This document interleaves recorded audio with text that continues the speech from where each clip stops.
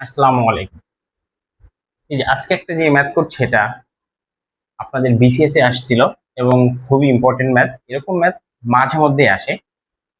তো একটু দেখি দেখি বলছে ঢাকা থেকে টাঙ্গাইলের দূরত্ব ৪৫ মাইল বলে দিয়েছে।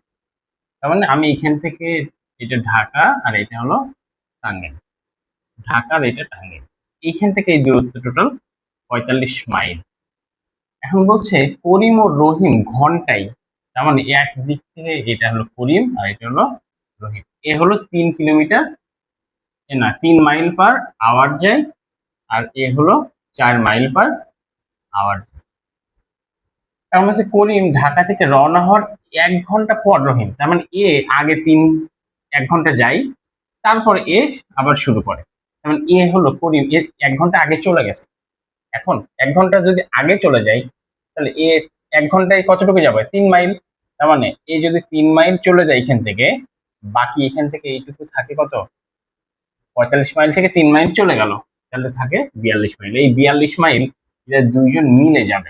তার মানে ১ ঘন্টায় এ যদি ৩ যায় এও ৪ যাবে, তাহলে ১ ঘন্টায় টোটাল যাবে ৭। তাহলে আমি যদি ৭ দিয়ে ৪২-কে ভাগ করি, তার মানে ওরা ৬ ঘন্টা পর একজন আরেকজনের সাথে কি করবে? দেখা করতে পারবে, মানে একজন আরেকজনের সাথে দেখা হবে। এখন বলেছে রহিম কত মাইল হাঁটার পর করিমের সাথে দেখা হবে। তাহলে এই রহিম যেহেতু ৪ ঘন্টা পার আওয়ারে যায়, তাহলে ৬ ঘন্টা হাঁটবে। তাহলে ১ ঘন্টায় যদি ৪ যায়, ৪ মাইল যায়, তাহলে ৬ ঘন্টায় কত যাবে? ৪২ মাইল। অতএব এই ২৪ মাইল যাওয়ার পরে আমাদের রহিম সাহেব করিমের সাথে দেখা হবে। আশা করি বুঝতে পারছি। ওকে, আল্লাহ হাফেজ।